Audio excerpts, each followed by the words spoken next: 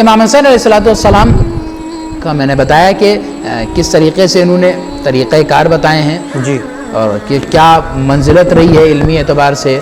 اور میں عبادت کا ذکر کرنا چاہتا ہوں، تھوڑا ذرا سا اشارہ کر دوں.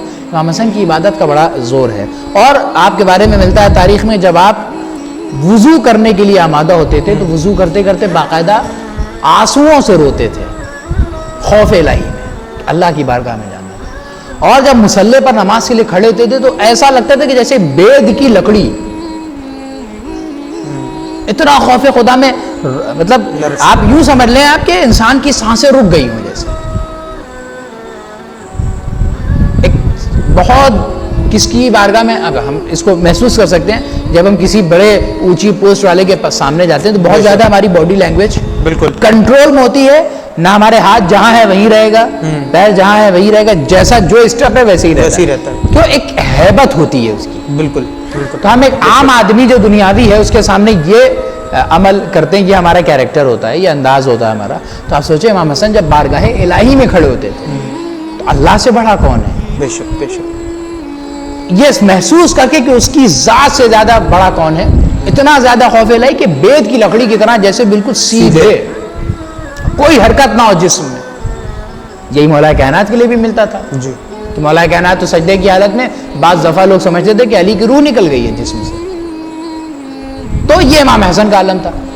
اور ایک منظر بتایا جاتا ہے کہ امام حسن جب مسجد آتے تھے بہت زیادہ تیاری ہے، اور اہل بیت نے ہمیں طریقہ بتایا کہ دیکھو کبھی بھی جب بھی آپ، میں آگے بیان کروں گا امام صادق علیہ السلام کے بارے میں بھی، اور امام حسن علیہ السلام کے لیے بھی یہ ملتا ہے کہ جب نماز کے لیے نکلتے تھے تو پوری آمادگی کے ساتھ. ہمارے طرح لوور ٹی شرٹ میں نہیں چلے جا رہے ہیں یا ٹریک سوٹ پہن کے چلے جا رہے ہیں مسجد میں، یا گھر پہ ایسے ہی اٹھے سینڈو بنیان پہنی اور پہنے ہم نے نماز پڑھ لی، جو کیجول اپروچ لے کر پہنے نماز پڑھ لی. تو یہ طریقہ اہل بیت کا نہیں تھا. آمادہ ہوتے تھے، صاف لباس اہل بیت مخصوص رکھتے تھے نماز کے لیے کہ وہ صرف نماز کے وقت پہنتے تھے. نماز کے وقت پہنا، ردا دوش پہ ڈالی، امامہ رکھا، عطر لگایا، پوری ایک کمپلیٹ تیاری کہ ہمیں جانا کس کی بارگاہ میں. فار ایگزامپل جب ہم کسی کہ بڑے منتری کے پاس جا رہے ہیں، کسی نیتا کے پاس جا رہے ہیں، بڑے ڈی ایم کے پاس یا کسی کے پاس، تو ہم چاہیں گے کہ ہماری پرسنالٹی میں کوئی عیب نہ ہو، جسے وہ نوٹس کر کے ہمیں دھتکار دیں. ہم چاہیں گے ہمارا کپڑا بالکل صاف ستھرا پریس کے ساتھ ہو، بہترین سے بہترین ڈیوٹین اور پرفیوم ہم لگائے ہوں، اور جتنی بھی اٹریکٹ کرنے والی چیزیں ہوں گی ہم سب کو یوز کریں گے. جوتا اچھا ہوگا، ہیئر اسٹائل صحیح ہوگی، اگر گوگلس یوز کرتے ہیں تو وہ بھی ہوگا. تو سارے انتظامات، گھڑی ہے تو گھڑی بھی لگی ہوگی، واچ ہے تو اب اس کے بعد ہم جاتے ہیں تاکہ ہمارا کام جلدی سے جلدی لپٹ جائے، ہماری پرسنالٹی سے وہ اٹریکٹ ہو کے کام جلدی سے جلدی کر دے. تو ہمیں جب خدا کی بارگاہ میں جانا ہے، اور اللہ سے بڑی کوئی ذات نہیں ہے، یہ بات طے ہے، اللہ اکبر، اس سے بڑا کوئی نہیں ہے. تو جب اس کی بارگاہ میں جانا ہے اور اس سے ہمیں صرف طلب ہی طلب کرنا ہے، ہم اس کو دے تو کچھ نہیں سکتے، نہ ہماری بساط ہے. تو جب ہم اس سے طلب کرنے جا رہے ہیں تو طلب کرنے کا بھی تو یہی طریقہ ہے. جب ہم ایک عام نیتا کے سامنے جائیں گزارش کرنے تو اس طرح سے عاجزی سے کرتے ہیں، اتنی پریپریشن کرتے ہیں. تو اس اللہ کی بارگاہ میں جب جا رہے ہیں تو کیا پریپریشن نہیں ہونا چاہیے؟ کیا وہ یہ نوٹس نہیں کرے گا کہ یہ بندہ مجھ سے جو مانگنے آیا ہے یہ کس حالت میں آیا ہے؟ یہ اتنی عاجزی سے نماز پڑھ رہا ہے، لگ رہا ہے کہ اس کو میری ضرورت ہی نہیں ہے، تو خدا کہاں سے آپ کو دے گا؟ اس کے بعد پھر شکایت بھی ہے کہ اللہ ہماری سنتا نہیں ہے. سنے گا کیسے؟ آپ نے اپنی طرح سے مکمل کوشش کی، تیاری کی، ایسے ہی کھڑے ہو گئے نماز پڑھنے، نہیں پتا کہ لباس پاک بھی ہے کہ نجس ہے، آپ خود طہارت سے ہیں یا نہیں ہے، لحاظ بالکل نہیں ہے. اس کے بعد شکوہ خدا سے ہے بے شک کہ ہماری سنتا نہیں ہے. تو آپ اہل بیت سے میسج لیجئے کہ اہل بیت کا اہتمام عطر لگا کے خوشبو کے ساتھ، کہ پروردگار عالم خوشبو پسند کرتا ہے. روایتوں میں بہت زیادہ اہمیت ہے خوشبو کی، میں آگے پھر کبھی بیان کروں گا. سنت پیغمبر میں سے خود پیغمبر کی ایک روایت ہے کہ ہر چیز کا حساب ہوگا دنیا میں، جتنی چیزیں آپ استعمال کریں، صرف ایک چیز کے، وہ ہے خوشبو. اس میں آپ کتنا بھی پیسہ خرچ کر لیں، آپ قرض لے کے بھی اگر آپ خوشبو عطر اور خوشبو یوز کریں گے تو اس کا حساب پروردگار نہیں لے گا. اتنی زیادہ اہمیت ہے کہ قرض لے کر بھی لگاؤ مگر لگاؤ. یہ اہمیت ہے عطر اور خوشبو کی اسلام کی. ٹھیک ہے، اس کے بہت سارے اثرات ہیں، میں ادھر نہیں جانا چاہتا. تو امام حسن مسجد آتے تھے، تو جیسے ہی مسجد کے دروازے طرف قدم بڑھتے تھے امام کے، دفعتاً امام کی زبان مبارک پہ ایک شعر آتا تھا، وہ شعر میں آپ کے سامنے سناؤں، اور دیکھیے کہ ہم سب کو یہ شعر یاد ہونا چاہیے، ہمارا ادب ہونا چاہیے. ہم مسجد نہیں آ رہے ہیں ان دنوں میں، تو ہم گھر پہ مصلے کے قریب جب ہونے لگے، مصلے پہ جب آ جائیں تو یہ شعر یاد کریں اور پڑھیں. امام حسن کیا شعر پڑھتے تھے؟ الہی عبدک العاصی عطاکا، اے میرے خدا تیرا گناہگار بندہ تیری پاس آ رہا ہے. کون یہ شعر پڑھ رہا ہے؟ یہ وہ شخص ہے کہ جو مباہلے میں اسلام کی صداقت کا معیار بنا. یہ وہ شخص ہے کہ جو آیت تطہیر میں زیر قصا قرار رہا. یہ وہ شخص ہے جس کی تعظیم پیغمبر نے کیا ہے. تو یہ وہ شخص ہے کہ جو عصمتوں اور گناہوں کا تصور بھی جس کے وجود میں نہیں ہے. وہ یہ کہہ رہا ہے کہ پروردگار تیری بارگاہ میں تیرا گناہگار بندہ آ رہا ہے، مقرم بالذنوب قد دعاکا. اور کیسے آ رہا ہے کہ وہ اس کی زبان پر اس کے گناہوں کا اقرار ہے اور تجھ سے دعا کر رہا ہے کہ پروردگار میں نے گناہیں کی ہیں، مجھے معاف کر دے. تو یہ طریقہ اہل بیت نے ہمیں بتایا ہے عبادت کے لیے تیار کیسے ہونا. پروردگار عالم کو خوش کرنا ہے ہمیں عبادت کے ذریعے سے، تب تو اس کی رحمتیں شامل حال ہوں گی، تب تو اس کی برکتیں ہمارے ساتھ ہوں گی.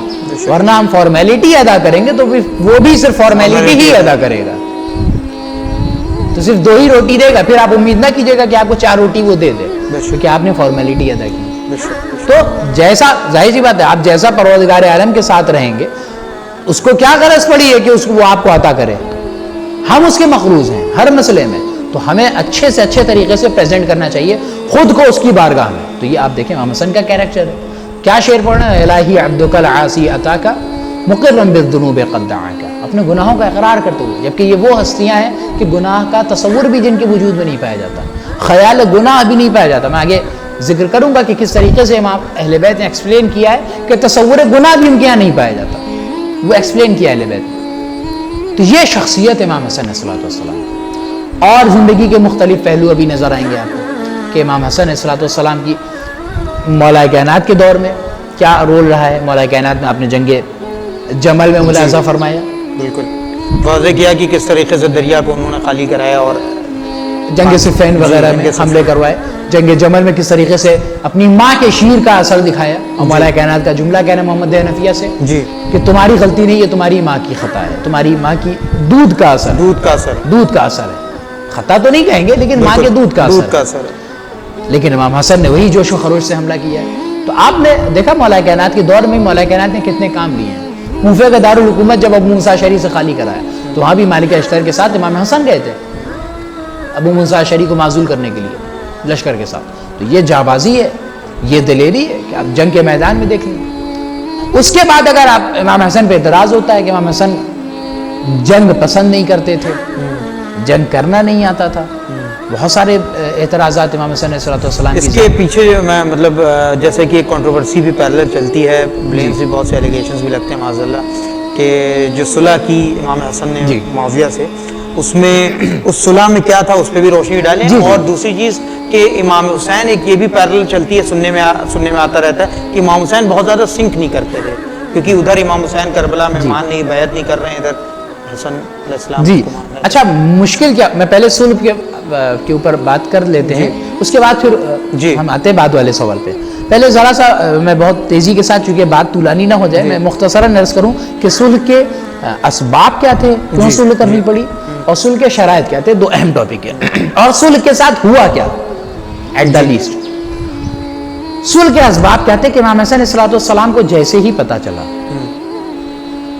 کہ معاویہ لشکر کشی کر چکا ہے، 60,000 افراد کا لشکر لے کر آ رہا ہے، چونکہ امام حسن خلافت پہ بیٹھ چکے، امامت یہ مولا کائنات کی شہادت کے بعد. اچھا ذرا سا ایک اشارہ بھی کر دوں میں اس بات سے کہ جو مولا کائنات کی شہادت کو میں نے کہا تھا کہ توڑ موڑ کے پیش کیا جاتا ہے، چونکہ بات ریلیٹ ہے اس لیے میں ریلیٹ کر دوں.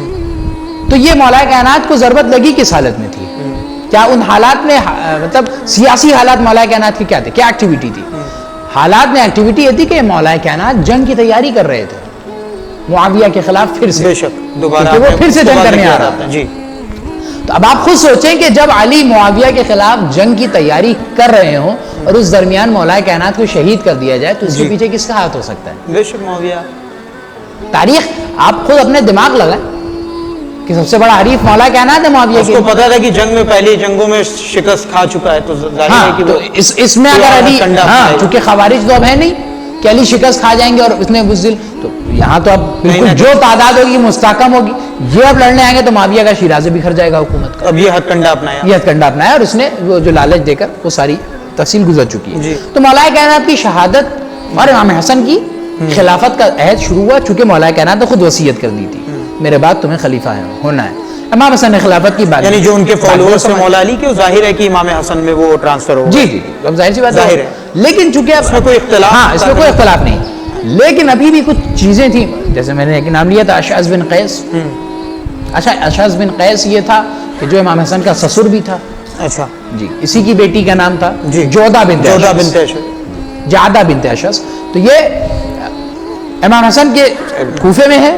حالات سیاسی کیا ہیں وہ مولا کائنات کے دور میں آپ ملاحظہ فرما چکے ہیں.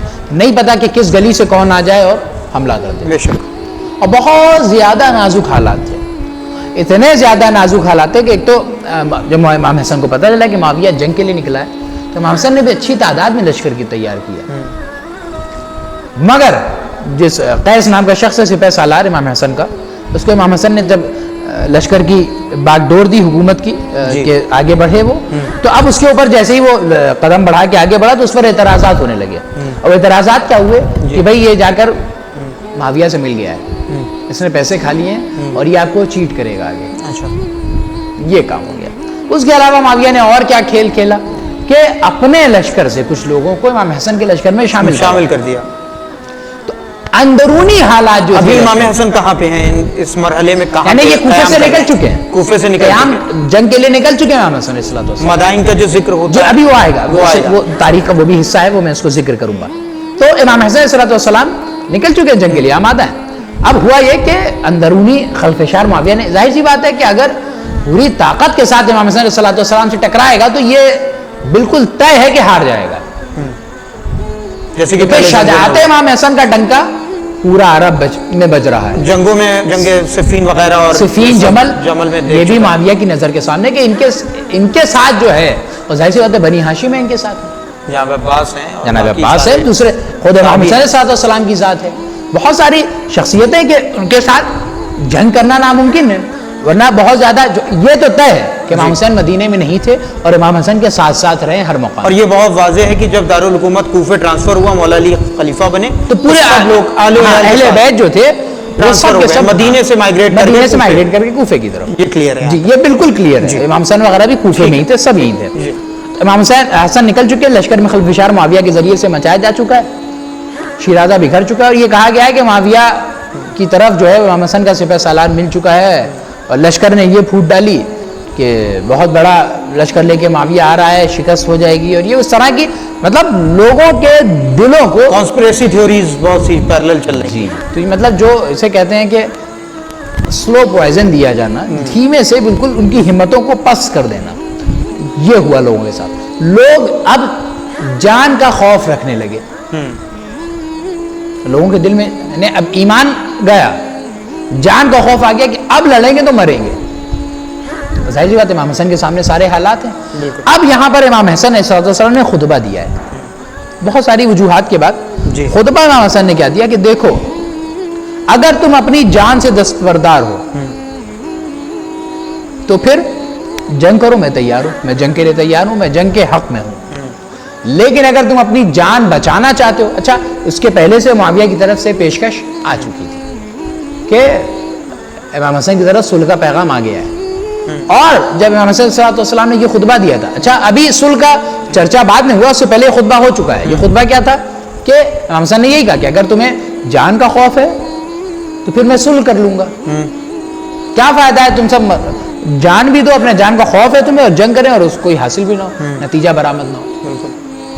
تو اب جب یہ بات آئی اور اس کے بعد اتفاقاً صلح کا پیغام بھی معاویہ کی طرف سے امام کے پاس آ گیا، تو لوگوں کے ذہن میں یہ بات آئی کہ او ہو تو حسن ڈر گئے ہیں، حسن جنگ نہیں کرنا چاہتے، معاویہ سے صلح کرنا چاہ رہے ہیں. تو اب اس طرح کی باتیں امام حسن صلی اللہ علیہ وسلم کے لیے سوچی گئی. جبکہ بارہا امام حسن نے کہا کہ اگر تمہیں جان کا خوف نہیں ہے تو میں جنگ کے لیے تیار ہوں. اور اپنی شجاعت ویسے بھی وہ پہلے جنگوں میں دکھا چکے ہیں. کمال تو یہی ہے لوگوں کا کہ آپ اس حسن کے بارے میں ڈاؤٹ کر رہے ہیں کہ جس حسن کی شجاعت کا ڈنکا پہلے ہی بج چکا ہے. لوگ دیکھ چکے ہیں کیا تیور رہے امام حسن علیہ السلام. یہ وہی حسن ہے نا کہ جو علی کے بیٹے ہیں. تو آپ کس طرح سے اس تاریخ کو بلا سکتے ہیں گزشتہ جنگوں کو. امام حسن لاچار ہو گئے. لوگوں نے کہا کہ نہیں ہمیں اپنی جان بچانی ہے, مرنا نہیں چاہتے. امام حسن نے کہا ٹھیک ہے. تو اب یہ سارے اسباب جو میں نے بتائے سیاسی اعتبار سے, اور اتنے خراب حالات کے لوگ ادھر سے, یہ بھی خوف ہے امام حسن صلی اللہ علیہ وسلم کو کہ اگر اتر بھی گئے میدان میں تو اتنا اس نے درہم و دینار تول رکھا ہے سامنے, یہ سب کے سب تو ادھر چلے جائیں گے, تو لڑے گا کون پھر میدان میں؟ کیونکہ ایمان ختم ہو چکا ہے. بالکل کوئی دم درود ایمان میں ان کے باقی نہیں ہے, سب جان کے خوف. جی تو تم اس کی صفین کی جنگ سے خوش تو ہو, ملائکہ کائنات کے سپورٹ میں تو تھے, لیکن نہروان کی جنگ کے بعد سے تم اپنے مقتولین کو رو رہے ہو. یعنی تمہارے دل میں یہ دو چیزیں آ گئیں کہ علی نے ہمارے لوگوں کو, ہمارے اصحاب, ہمارے دوستوں کو قتل کیا. یعنی کہیں نہ کہیں شیطانی وسوسے میں گرفتار ہو گئے. امام حسن نے کئی حالات خطبوں میں ظاہر کیا, تاریخ پڑھیں تو سمجھ میں آئے گا کہ صلح کا کیا کانسیپٹ تھا. جتنی لاچارگی کے بعد امام حسن نے قبول کیا ہے, یعنی بہت کریٹیکلی انہوں نے انالیسس کیا ہے حالات کا, اس کے بعد صلح, اس کے بعد صلح کے, اور خود یہ ان کا ڈیسیژن نہیں تھا. امام نے کہا کہ میں کہہ رہا ہوں کہ نہیں صلح کرنی, لوگوں سے پوچھ لیا. تو ظاہر سی بات ہے جب لوگوں کی خود ہمت پست ہے تو کس بھروسے امام حسن جنگ کرنے جائیں گے؟ بالکل بے شک وہ حالات ہیں, وہ پختہ ایمانی نہیں ہے, لوگ پہلے سے ڈرے ہوئے ہیں. تو صلح کرنے میں ہی دین کی بھلائی تھی. جی تو اب معاویہ نے چونکہ بھیج چکا تھا, تو اب وہ اس نے کہا کہ بھئی شرائط بھی آپ, اس نے بہت میٹھی سیاست سے کام لیا کہ ابھی فی الحال ان سے لکھوا لیتے ہیں, بعد میں دیکھا جائے گا کیا ہوتا ہے. خیر امام حسن کے پاس وہ آ گیا خط وغیرہ, تو امام حسن نے صلح کے چند شرائط لکھے, میں دو چار ذکر کر دیتا ہوں. امام حسن نے شرط رکھی کہ تم اپنے بعد سب سے پہلے تو کسی کو اپنے بعد اپوائنٹ نہیں کرو گے خلیفہ, اور یہ امت کے ہاتھ میں, جمہوریت کے ہاتھ میں آ جائے گا نظام خلافت. امت جسے چاہے گی انتخاب کرے گی, لوگ اصحاب. ٹھیک ہے. دوسری چیز, ممبروں پہ جو مولائے کائنات کو سب و شتم اور بری باتیں کہی جاتی ہیں, یہ سب بند کیا جائے. اب آپ سوچ سکتے ہیں تاریخ میں ایسا بھی ہوا ہے کہ علی جیسا شخص ممبر سے مولائے کائنات کے اوپر بد کلامیاں کی گئی. جی آپ سوچ نہیں سکتے کہ کون علی ہے. میں نے ان کے پیچھے ہسٹری بھی ذکر کر دی کہ کیا اہمیت ہے مولائے کائنات کی خود اہل سنت کے نزدیک, مگر معاویہ نے کیا کام کروایا. اس کے علاوہ تم اصحاب علی کو قتل نہیں کرو گے, ان کو ستاؤ گے نہیں. تم ہمیں, میرے بھائی حسین کو اور بقیہ ہمارے جتنے اہل بیت ہیں, بنی ہاشم ہیں, ان سب کو اذیت نہیں دو گے, کبھی کسی بھی طرح سے تکلیف نہیں پہنچاؤ گے. تو اس طرح کی شرطیں, یعنی جو بھی شرطیں تھیں وہ کہیں نہ کہیں امام حسن نے اپنی باتوں کو رکھا. یعنی امام حسن نے شرطیں ایسی رکھ دی تھی کہ اس کے بعد معاویہ کا کوئی بس نہیں چل سکتا تھا.